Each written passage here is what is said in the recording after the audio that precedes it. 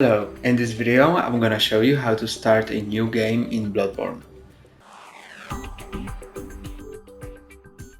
First, press on X, then you can adjust the brightness.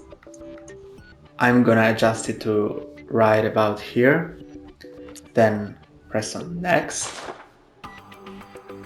I'm not going to change anything, but you can do it by pressing right or left arrows on your controller and also top and bottom arrow to change different settings, and then go down to Next, press on X.